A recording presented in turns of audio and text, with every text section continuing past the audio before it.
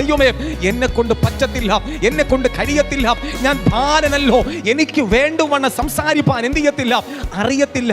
അതിന് കാരണം ഇരമ്യാവിന്റെ മൂല്യം എന്താണെന്ന്, വാല്യൂ എന്താണെന്ന്, ഇരമ്യാവിന്റെ വില എന്തെന്ന് ഇരമ്യാവിന് അതുവരെ എന്ത് ചെയ്തില്ല, മനസ്സിലായില്ല, തിരിച്ചറിയാൻ കഴിഞ്ഞില്ല, അറിയാൻ കഴിഞ്ഞില്ല. എന്നാൽ അറിയേണ്ടവൻ ഇരമ്യാവിനെ അറിഞ്ഞു. ഇന്ന് പകൽ ഇതിനകത്തിരിക്കുന്ന ദൈവത്തിന്റെ ജനത്തോട് ഞാൻ പ്രാരംഭമായി ഒരു ദൂത് കൈമാറാം. പ്രാർത്ഥിക്കുന്ന നിന്റെ ശക്തി, ആരാധിക്കുന്ന നിന്റെ ശക്തി, നിന്റെ പ്രാർത്ഥനയുടെ ശക്തി, നിന്റെ ആരാധനയുടെ അനുഭവം, നീ ദൈവത്തെ ആത്മാവിൽ സത്യത്തിലും ആരാധിക്കുന്നത് കൊണ്ട് നിന്റെ പൊസിഷൻ അഥവാ നിന്റെ സ്ഥാനം എന്തെന്ന്, നിന്റെ വില എന്തെന്ന് ഒരുപക്ഷെ ലോകക്കാർക്ക് അറിയാൻ പറ്റത്തില്ല, ലോകത്തിലെ വ്യക്തികൾക്ക് അറിയാൻ പറ്റത്തില്ല. നീ കിടക്കുന്ന ചിലപ്പോൾ വാടക വീട്ടിലായിരിക്കാം, നീ കിടക്കുന്ന ചിലപ്പോൾ ഒരു സാധാരണ ഭവനത്തിലായിരിക്കാം, നിനക്ക് നല്ലൊരു വാഹനം ഉണ്ടായി കാണത്തില്ല, നല്ല ഗവൺമെന്റ് ജോലിയിൽ ചിലപ്പോൾ കാണത്തില്ല.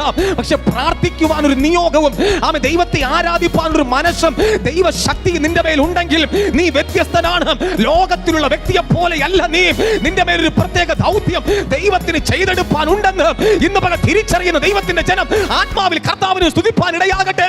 നിന്നെ ദൈവം വിളിച്ചൊരു പ്രത്യേക ദൗത്യത്തിന് വേണ്ടിയാണ്, ഒരു പ്രത്യേക ഉദ്ദേശത്തോടു കൂടിയാണ് ദൈവം നിന്നെ വിളിച്ചത്.